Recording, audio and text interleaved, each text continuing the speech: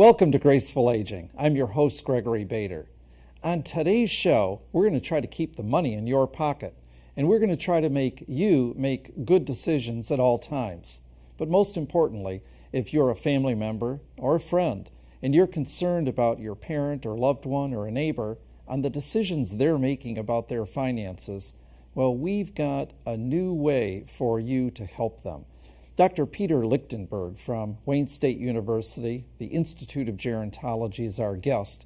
And Dr. Lichtenberg has been studying for years a new tool to decipher whether a person has the financial capability to make a financial transaction. And you can use that before the transaction or after. So if you're concerned and if you like money, you'll like this show. Stay with us on Graceful Aging.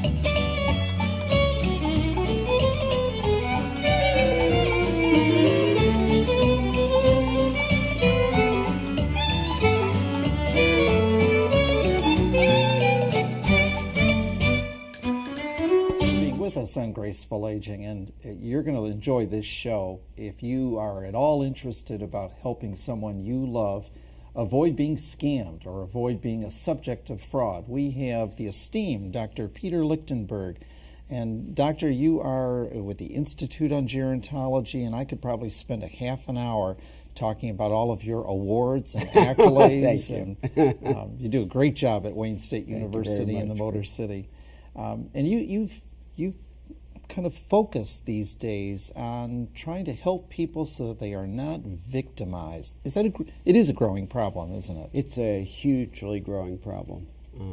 The experience of fraud, it's very hard to measure kind of what the prevalence rate is, but one way that's been done through these MetLife studies where they hired researchers to sort of track media reports on fraud, and they've shown a dramatic increase even from 2009 to 2011. Yeah, we've had other shows about the use of computers, and we've had FBI agents, and really with kind of the rise, the fastest growing group to use computers are older adults, and yes, that seems like a ripe marketplace for fraud.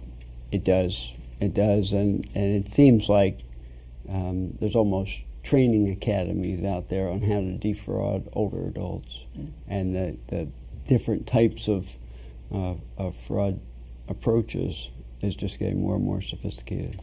Now, I guess obviously the advice that we could give everyone is, well, don't get duped and don't be stupid and say no instead of yes, but it isn't that easy, is it? It's not that easy. These are very sophisticated approaches. One study that was really interesting, what it did was it taped people who were caught as defrauding others. It taped their conversations then that they had with people. These people who are committing some of these frauds know how to make connections quickly.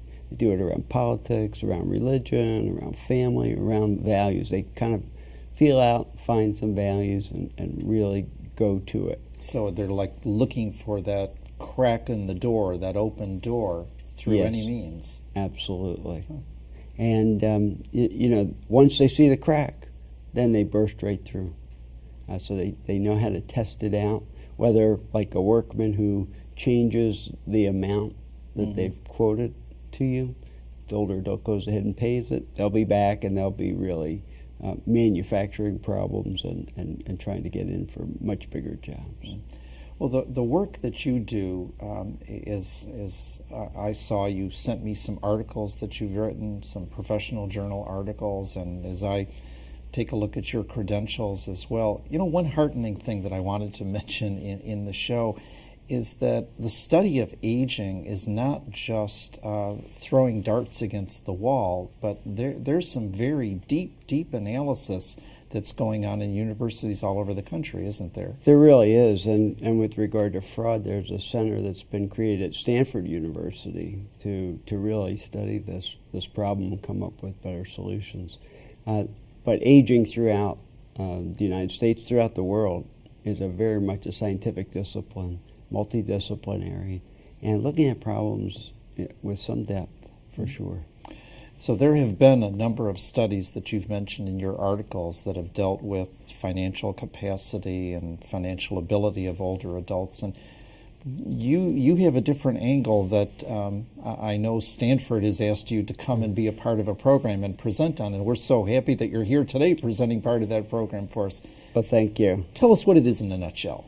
Well, in the national fraud study that I did, instead of just looking at demographic information, age and education, gender, occupation, I also looked at psychological vulnerability. And not just kind of standard, are you depressed or not depressed, but really kind of social needs and kind of how connected in some ways people are. And one of the things we found is that people who feel they're treated more poorly than others and are isolated and struggling with depression, they were 1 in 7 was a victim of fraud, whereas 1 in 24 of the rest of the group. That's a dramatic difference. Dramatic difference, absolutely.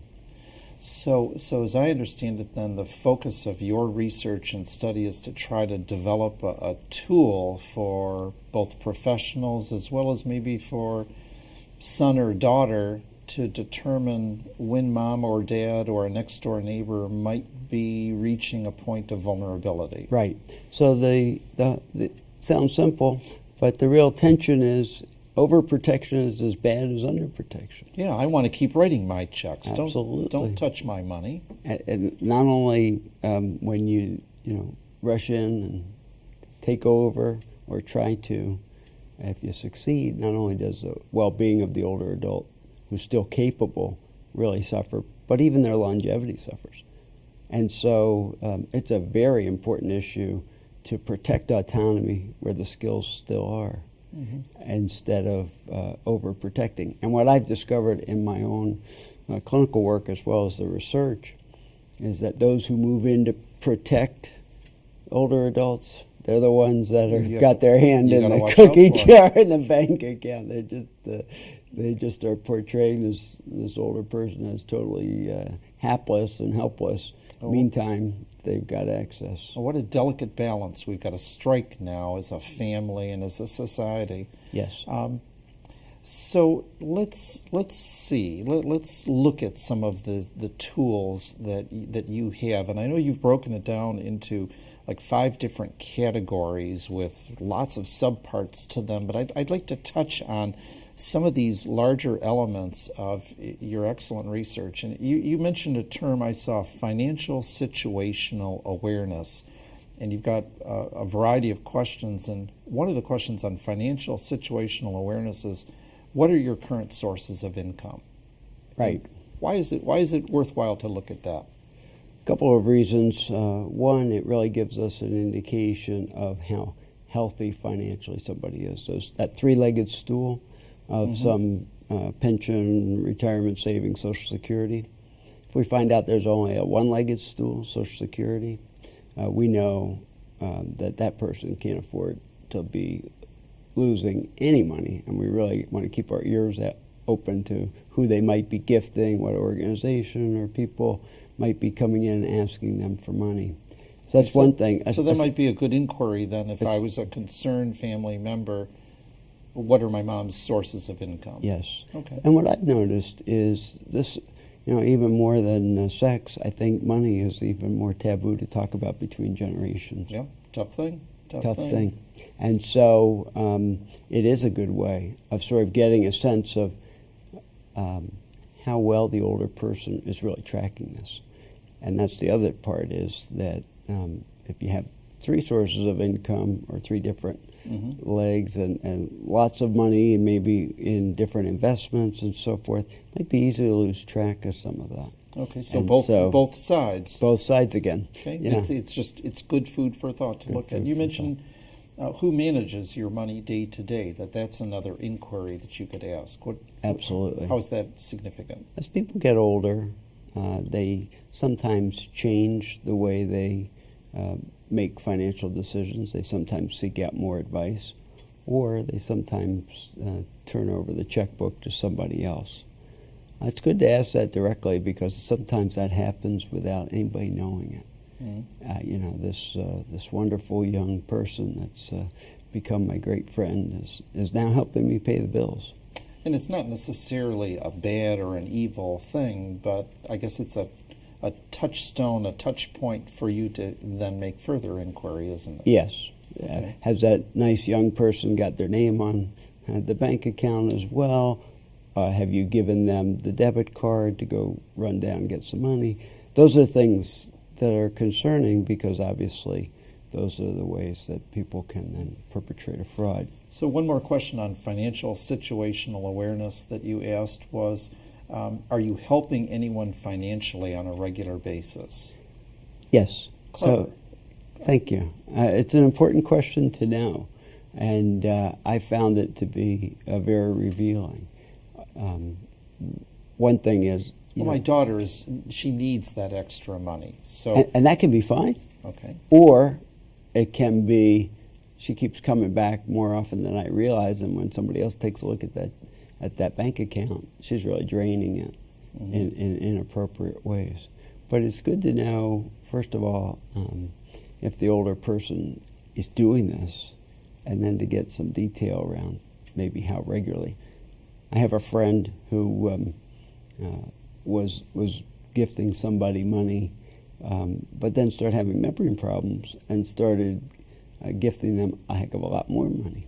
Well, I've got to give them a gift each year, and I don't remember if I gave them a gift for last year. Right. I don't want them to feel bad about me. It became every month. Okay. So financial situational awareness Yes. of the older adult is something to take a look at. Yes. The next item you mentioned was psychological vulnerability. Now, that's a big term. It is. And you broke it down with a variety of questions. One was, how often do you wish you had someone to talk to about financial decisions or plans? Yeah. So is that a question I would ask someone? We're tapping into loneliness here, and you Okay. might want to get a sense of how often do you wish you had somebody to talk to in general.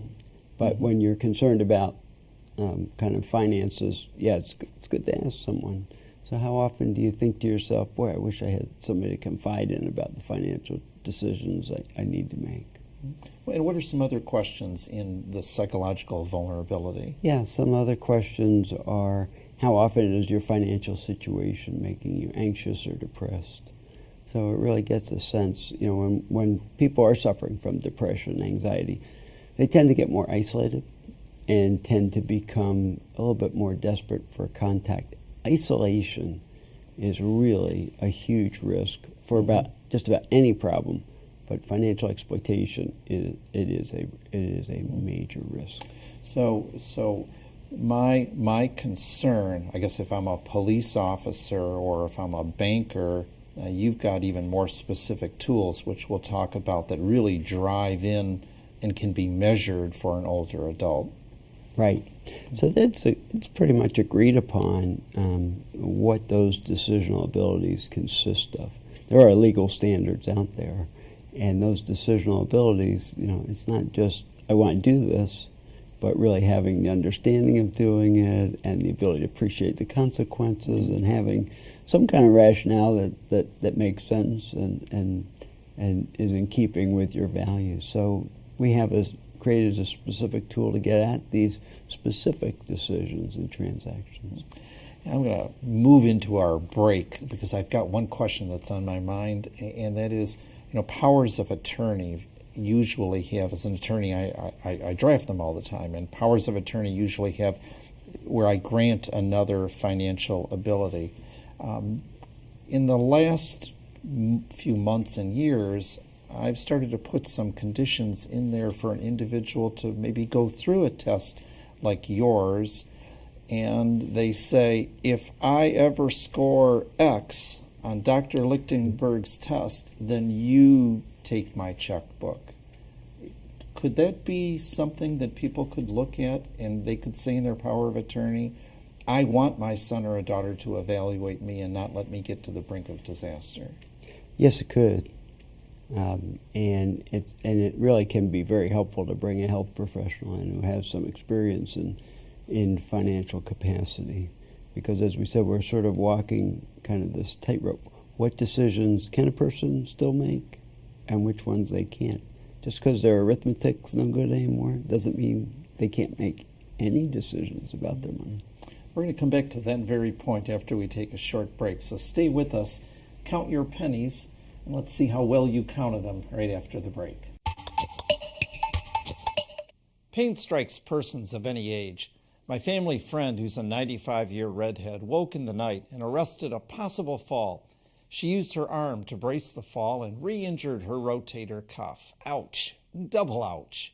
We enlisted the aid of ER rooms, doctors, therapists, and nurses. Dr. Bob offered some succinct counsel. He said, sometimes the non-narcotic regimen is simply not effective in managing the pain.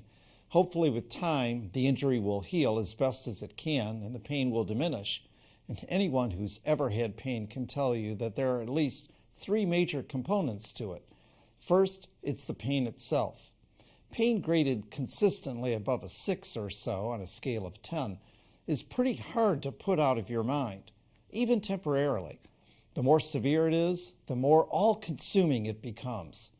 Second is the fear about what the pain signifies. When you know what is causing it, know that it's mechanical, for instance, or know that it's not heralding something else, that may help you weather it, unless the pain itself escalates. And the third thing about pain is the fact that pain just wears you out. It saps your energy and diminishes your tolerance for other annoyances. It's often very difficult to untangle these components, and usually you don't try. You just treat the pain adequately. Pain is real. Pain management is tough, but it is possible. Follow your doctor's advice, and you can find relief yourself. I hope your change all counted out properly, because we're back with Dr. Peter Lichtenberg talking about how you can really help yourself and others with financial capability.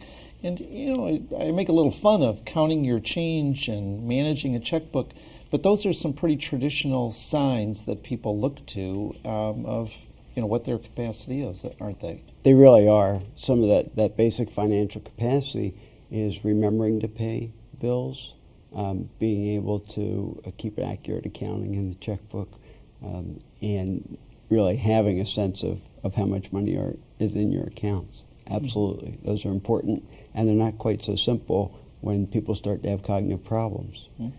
But it isn't just one. I counted up my change, and instead of 37 cents, it's 87 cents.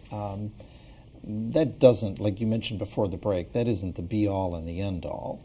I hope not. My checkbook has lots of errors in it that I've discovered. No, it's not.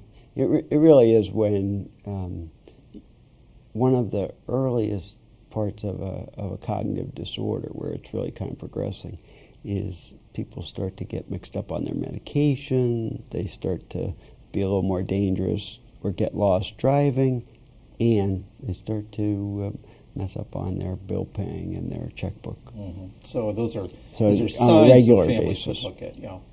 Well, in dealing, your study really moves, and your work moves the financial meter in a different direction. And you're looking at ability to handle transactional moments in a person's life. Right? That's right. We're kind of moved into the forest. I mean, in the field that's been plowed is all these tests to measure how well I can count my money, and do a simulated check and hear about a investment and say yay, nay. But we're moving into kind of a person-centered approach of, for this particular decision or transaction, what are the capabilities? So a decision before an older adult or a decision they've made, you could test to see whether they had the right tools to make that decision. That's exactly. And one of them, I guess the next category was Sentinel Financial Decision Transactions. So a sentinel event. Yes. What does this mean? Significant financial decision or transaction, a gift, a change in one's will, a major purchase, something that's significant. So it depends on your kind of the size of your wealth. Impacts how significant something might be. So give me a, I go to my dad's house, over near his birthday or just a visit. How do I ask what current major financial decisions or transactions are you intending to make? Can you personalize that for? Sure. How would I get there? I think, again, some of the financial situational awareness is a good way to get to some of the categories. Are you gifting anyone? Is anyone asking you for money on a regular basis? And even organizations, is any organization, people, how are you handling that? How do you want to handle that? Why are you asking me this? Dad, you're being nosy with me, son. What, are you after my money already? Dad, you raise a great point because I really respect your autonomy, your independence. But I've been watching the Greg Bader show and learning about the fact that the rise of financial exploitation. And I'm just really wanting to do some planning with you now so that I know how you want to handle things to keep it safe. I want to prevent things, and I want you to keep in control. Because even the smartest people get scammed and conned, right? They do. And it's really the repetition of getting scammed and conned that really might indicate some capacity issues. Yeah. Another bulleted point that was good. Thanks for that role playing. That's heart. It's the heart of it for so many people. To me, it's so important not to barge in and try to take over. It's really important to use an educational approach. And who did you said under a Sentinel financial decision? Who did you discuss this with? So if they made an investment, asking them, well, who did you talk to about this? Two reasons about that. Two reasons. One, we want to see what their social network is, perhaps, or the advising professional. But the other is we want to see if maybe there was some undue influence on this. Is there somebody who is really yelling in Dad's ear about this decision? And that's a whole topic, a whole legal topic unto itself, but family members have an inherent presumption of undue influence, close advisors telling them one thing or another. So those are things I think we could look at. Financial exploitation was one of your categories, and a couple of the questions were, have you ever had checks missing from or out of sequence in your checkbook? Now, that strikes me as a pretty objective little measure, so when I'm looking at a checkbook, I might be looking at that. Right. We want to see if there's been a history here at all of any financial exploitation or any perceived financial exploitation. One of our questions is, do you think somebody's trying to get your money? Yeah, and then, you. And then, who and why and so forth. I think that, when done properly by families, the older person can see this as a lot of support, not as somebody trying to say, I want control. And I like this question. How often in the past few months has someone asked you for money? Now, that I could see asking that question pretty easily. And what does that tell us? Yeah, that really tells us if there's some regular people asking regularly. So maybe somebody who found that little that's right. Political or religious or whatever crack in the door to keep coming and hounding you for money. Exactly. Okay.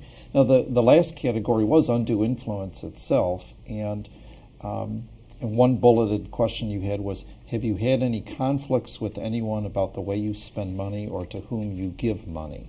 Well, what's that doing for us? So with that actually is kind of somewhat of an appreciation question. We want to know if the older person has felt all right about the gifts that they have made, or have they had some regrets. And a lot of times with some undue influence that's ongoing, there's a lot of feeling of regret. And so there's a lot of kind of conflict and mixed emotions. And it's very hard for any of us, but especially older people, to admit that we've been defrauded or that we're being financially exploited. It's embarrassing. It's embarrassing. It's humiliating. There's a sense of powerlessness that's perhaps pervading the person. So those kinds of questions just about conflict can give us a little inkling that maybe there's more under the surface. Now, as a family member or a friend or a neighbor who wants to help out someone and make sure that they've got all of their strength and they can withstand this onslaught from people asking for money, it strikes me that it's a skilled, you have to be pretty skilled at asking these questions and know what you're looking for. What is an average person, what can they look for in the demeanor or tone or whatever of the older person when they ask any question about finances? That defensiveness that we talked about, you really do have to address that and kind of talk about prevention.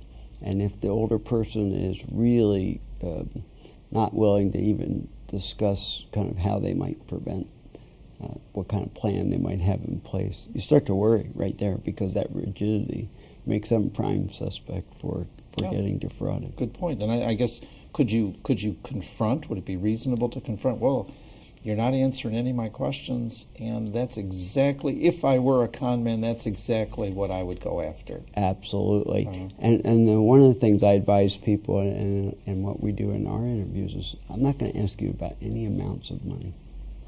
Oh, okay, good point. I'm not going to ask you about amounts. I want to know more about kind of, do you know where your money is, and how do you make these decisions, and has that changed over time? So more process-oriented rather than, look, I'm not being nosy, I haven't asked you how much money you have on the table. Exactly. That's a good point.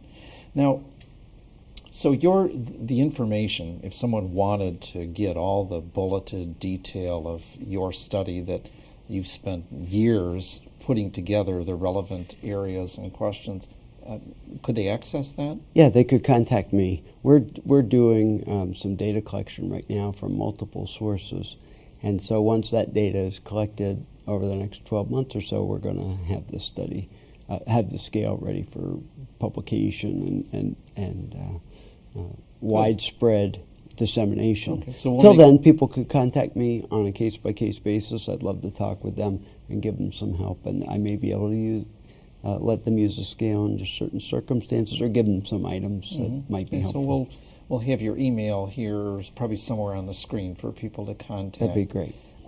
Now, for professionals, I mean, your research and your analysis and the development of this tool, let's speak to the audience of lawyers and bankers and professionals out there that have a legal duty or responsibility to mind over people or make decisions like this.